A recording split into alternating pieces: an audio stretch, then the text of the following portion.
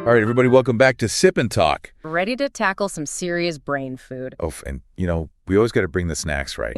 Speaking of snacks, What have you been munching on lately? Any exciting culinary adventures? Oh, you know me, I'm all about those flavor explosions. Actually, just tried this amazing new ramen place downtown. Ooh, downtown. Yeah, and it's got this spicy miso broth that will knock your socks off. Ooh, spicy miso. That sounds right up my alley.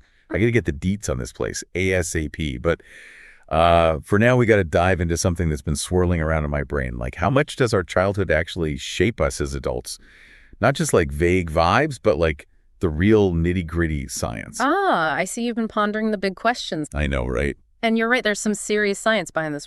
We're talking about how those early years can have a lasting impact on our minds and bodies. Okay, so it's not just my grandma telling me, you'll understand when you're older.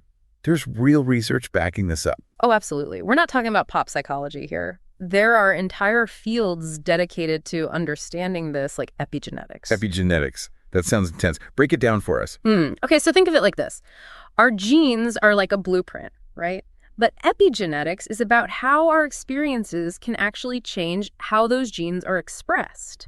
It's like flipping switches that turn certain genes on or off, and guess what? Childhood experiences can have a major impact on those switches. Well, hold up. So my childhood literally affected my DNA.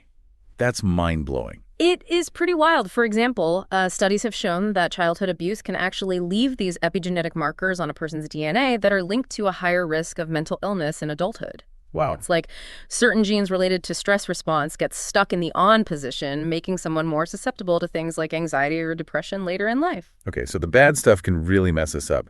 But is it like a permanent sentence? Are we doomed if we had a tough childhood? Not necessarily. It's important to remember that epigenetics is complex and genes aren't destiny. Plus, there's another side to this coin that offers some hope.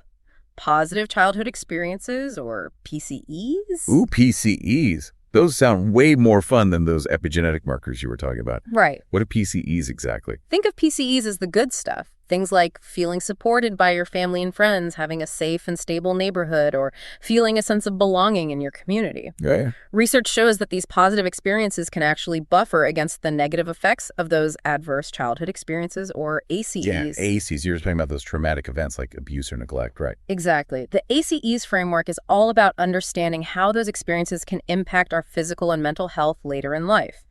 And what's really interesting is that the CDC found that a whopping 64% of U.S. adults have experienced at least one ACE. 64%? Seriously? Yeah. That's most of us. It is pretty staggering, right? And it highlights how common these experiences are, which is why understanding ACEs and PCEs is so important. It's not about freaking out, but about recognizing the potential impact of these experiences so we can better support ourselves and others.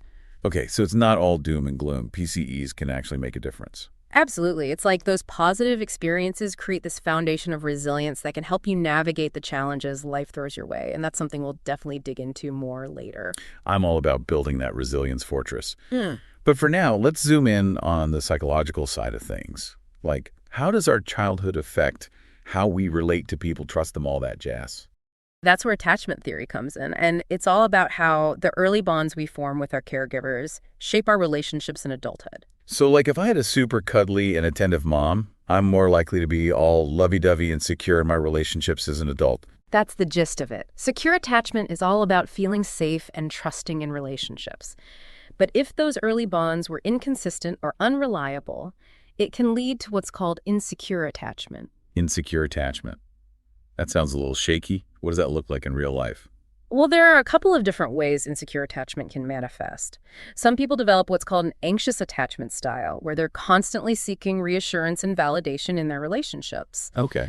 Others might develop an avoidant attachment style, where they're uncomfortable with intimacy and tend to push people away. Ooh, those are totally ringing a bell. I've definitely encountered those styles in my own dating escapades. You know, the type who texts you every 5 minutes when you're apart. Where are you? What are you doing? Who are you with? Total anxious attachment vibes. Sounds like it. And look, it's not about blaming anyone or labeling people. It's about recognizing that these patterns often stem from how our needs were met or not met in childhood. And understanding this can actually help us navigate relationships with more compassion and awareness. Okay, that makes sense. So if someone realizes they have an insecure attachment style, can they change it? Or are they stuck with that forever? The good news is change is definitely possible. With self-awareness and some work, often through therapy, people can learn to develop more secure attachment patterns. Phew, that's a relief. Yeah. Because who wants to be stuck in those unhealthy relationship cycles? Speaking of unhealthy, we've talked about the mind, but what about the body? Does childhood stress actually mess with your physical health long term? You bet it does. And to understand how we need to talk about the HPA axis. The HPA axis. That sounds like something out of a sci-fi movie. Haha. It's not as complicated as it sounds. The HPA axis, or hypothalamus pituitary adrenal axis, is basically our body's central stress response system. Think of it like your body's alarm system. When you encounter a threat, your brain sends signals to your adrenal glands to release stress hormones like cortisol to help you cope with the situation. So cortisol is that fight or flight hormone I've heard about. Exactly. It's designed to help us in short bursts, but when we're constantly exposed to stress, especially in childhood, it can throw the HPA axis out of whack, leading to all sorts of problems down the road. Like what kind of problems? Give us the rundown. Well, a dysregulated HPA axis has been linked to a higher risk of developing chronic diseases like heart disease, autoimmune disorders, and even some types of cancer. Oh, that's scary stuff. So all that childhood stress can literally make you sick later in life. Unfortunately, yes. But here's the silver lining. Understanding this connection gives us the power to make positive changes. Knowledge is power, right? Right on. So knowing all of this, what can we actually do about it? That's the million-dollar question, right? No, I love those million-dollar questions. Spill the beans. What can we do? Well, there are a few key things to consider. First and foremost, early intervention for children who have experienced adversity is crucial. Whether it's therapy supportive programs or simply creating safe and nurturing environments, we need to prioritize giving kids the tools to build resilience and cope with stress in healthy ways. Okay, so what about those of us who are already adults and dealing with the lasting effects of a difficult childhood? Is there hope for us? Absolutely. That's where self-awareness and self-care come in. Therapy can be incredibly helpful in processing past trauma, understanding our attachment patterns, and developing healthier coping mechanisms. And things like mindfulness exercise and spending time in nature can also help regulate that HPA axis and reduce the negative impacts of stress. It's like we have the power to rewire our brains and bodies, even if we didn't get the best start in life. Exactly. It's about understanding that our past experiences, both good and bad, have shaped who we are, but they don't have to define our future. That's super empowering. So we've talked about those ACEs and PCEs, but I'm curious about this whole resilience thing. What exactly is resilience and how does it fit into all of this? Resilience is a hot topic these days, and for good reason. It's basically the ability to bounce back from adversity, to adapt and thrive, even in the face of challenges. And you know what's interesting? Studies have shown a clear link between childhood resilience and a lower risk of developing PTSD later in life, even after experiencing trauma. So some people are just born with this superpower of resilience, while others are stuck struggling. It's a bit of both nature and nurture. Some people may have a genetic predisposition towards resilience, but it's also heavily influenced by our environment and experiences, especially in childhood. Those PCEs we were talking about, those positive childhood experiences, can actually play a big role in building resilience. Okay, so it's like those positive experiences give us this inner strength to weather the storms. I'm starting to see how this all connects. But hold on, you mentioned PTSD. We've been talking a lot about how childhood experiences can impact our mental and physical health in general. But can you give us some specific examples of how this plays out? Sure thing. Let's take the example of heart disease. Research has shown that adults who experience childhood trauma like abuse or neglect have a significantly higher risk of developing heart disease later in life. And it's not just about lifestyle choices like smoking or diet. It's believed that that early trauma can actually create these long-term changes in the body's stress response system, leading to inflammation and other physiological changes that increase the risk of heart problems. Wow. So childhood trauma doesn't just mess with your mind. It can literally damage your heart. That's heavy stuff. It is heavy, but knowledge is power. The more we understand about these connections, the more we can do to break those cycles and create healthier futures for ourselves and the next generation. Okay, I'm ready to put on my superhero cape and fight for those healthy futures. But how do we actually do that? What can we do to promote resilience in kids and help them navigate those ACEs? Well, there are a lot of different approaches, but some key things include creating supportive and nurturing environments, teaching kids healthy coping mechanisms, and encouraging them to develop strong social connections. It's about giving them the tools to manage stress, process their emotions, and build a sense of self-efficacy. So it's like we're building a resilience toolkit for these kids so they're not just left to figure it out on their own. Exactly. And one of the most powerful tools in that toolkit is actually play. Wait, play? Like running around and building forts? Exactly. Play isn't just about having fun. It's actually crucial for kids' cognitive, social, and emotional development. Through play, they learn to solve problems, use their imaginations, experiment with different roles, and develop their social skills. It's like a natural laboratory for learning and growth. So we shouldn't underestimate the power of play. Absolutely not. Encourage kids to engage in both structured and unstructured play. Let them build forts, play, dress up, run around in the park, engage in imaginative play. It's all good for their brains and their overall well-being. This is making me want to go build a pillow fort right now. Go for it. Never underestimate the power of play, even for us adults. We'll be right back. Welcome back to Sip and Talk. I think that's a good spot to pause for a sec. Let's circle back to those attachment patterns we were talking about earlier. How do those early attachment styles actually play out in adult relationships? Ooh, that's a juicy topic. I'm all ears.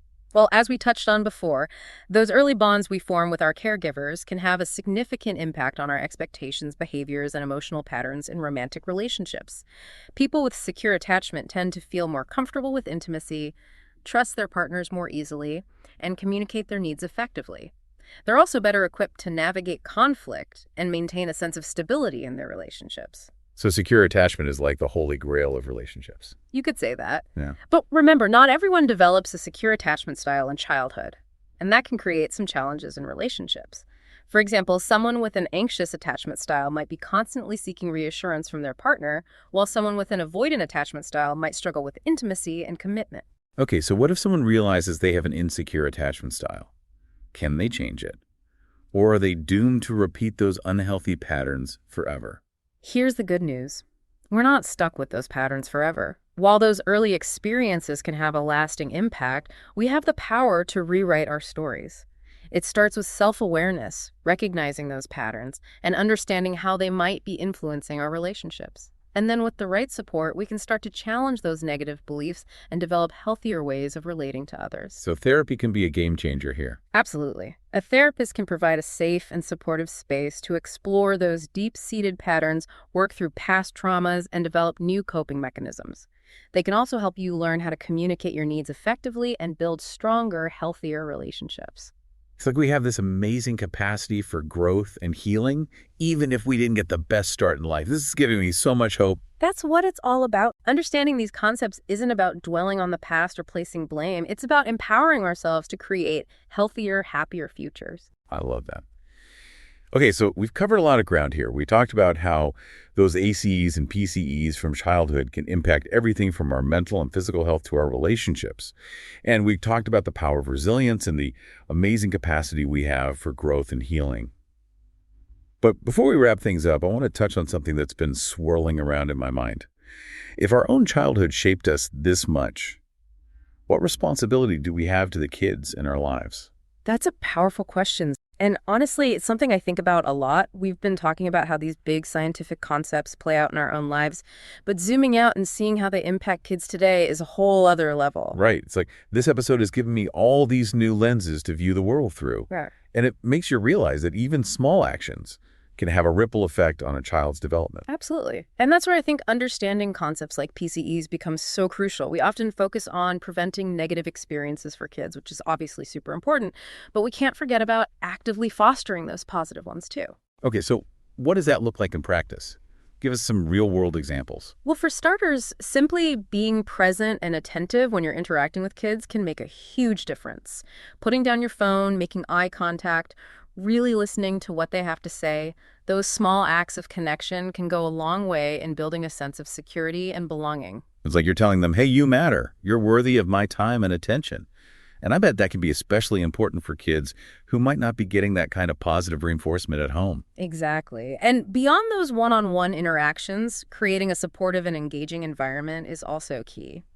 Think about things like encouraging their passions, celebrating their achievements, and providing opportunities for them to connect with their peers and community. So basically, we need to be the village that helps raise these kids. Exactly. It's about recognizing that we all have a role to play in shaping the next generation.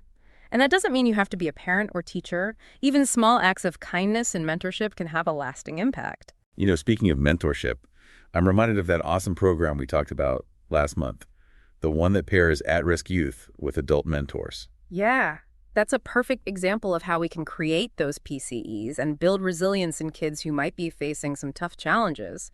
Providing them with a consistent, positive adult presence in their lives can be transformative. It's like planting a seed of hope and watching it grow. I love that analogy. Me too. So what you're saying is that we should encourage more playtime for kids, both structured and unstructured. Absolutely. Let them build forts, play dress up, engage in imaginative play. It's all good for their brains and their overall well-being. Our past doesn't have to define us. We have the power to choose a different path. But it's so inspiring to think about. It's like we're not just passive recipients of our experiences, but active agents in shaping our own lives and relationships. Exactly. And that's the beauty of understanding these psychological concepts. They give us the tools to empower ourselves and create the kind of life we want to live. You know, this whole conversation has really made me appreciate the importance of those PCEs, those positive childhood experiences that can help buffer against the negative stuff. It's like a reminder that even small acts of kindness and connection can make a world of difference in a child's life. And it's not just about kids. We all benefit from those moments of joy, connection, and support. They nourish our souls and remind us that even in the midst of challenges, there's always something to be grateful for. So we should all make an effort to sprinkle those PCEs wherever we go, right? Whether it's a random act of kindness, a genuine compliment, or simply being present and attentive when someone's talking to us, those little things can have a ripple effect. Let's all be PCE ninjas, spreading positivity and connection wherever we go. PCE ninjas. I love it. It's like our secret mission to make the world a brighter, kinder place. Exactly. And you know what? I think we've given our listeners a lot to chew on today. We've covered some heavy but incredibly important topics: ACEs, PCEs, attachment theory resilience. It's all connected to this idea of how our childhood experiences shape us as adults. I feel like we've just scratched the surface, though. There's so much more to explore. Oh, absolutely. This is just the beginning of the conversation. But hopefully we've sparked some curiosity and inspired our listeners to think about their own experiences and how they can create more positive ripples in the world. Before we move on to the next thought, do you remember that wild story my friend Jen told us about her road trip disaster? Oh, yeah. The one where her car broke down in the middle of nowhere and she had to hitchhike with a group of clowns. That's the one. I still can't believe that actually happened to her. It's like something out of a movie. Seriously, it's a good reminder that life is full of surprises, both good and bad. And speaking of surprises, I'm still processing all this new information about how much our childhood experiences can influence our health, both mentally and physically. And hey, before we forget, got to give a shout out to our buddy Micky. Oh my gosh, yes, Micky, you're a rock star. For those who haven't heard, our friend Micky has taken a leap of faith and is diving headfirst into the world of music production. He's always been such a creative soul. And let me tell you, the stuff he's putting out is amazing. Seriously, he's got this whole YouTube channel dedicated to background music, perfect for studying, relaxing, or just setting a chill vibe. And get this, his goal is to create 100 original tracks. Talk about ambition. I know, right? We're so proud of him for pursuing his passion. You can just feel the love and dedication he pours into every track. Yeah, he's even incorporated some of those quirky sound effects he used to use in his skits. It's a unique blend of chill vibes and unexpected humor. I love that he's staying true to himself while exploring this new creative outlet. It's inspiring. It really is. So to all our listeners out there, do yourselves a favor and check out Micky's YouTube channel. You won't be disappointed. We'll drop a link in the show notes so you can easily find it. And hey, if you're feeling generous, give him a like and subscribe. Every bit of support helps. Absolutely. Let's show Micky some love. All right, folks, it's time to wrap up this episode of Sip and Talk. We've had a blast diving deep into the fascinating world of childhood development and resilience. It's been an eye-opening journey for sure. We've explored how our early experiences shape us, the importance of positive connections, and the power we have to rewrite our stories. If you've enjoyed this episode, be sure to subscribe to our channel and leave us a review. We love hearing from you. And don't forget to spread those PCEs. A little kindness can go a long way. Peace out, everyone. Until next time.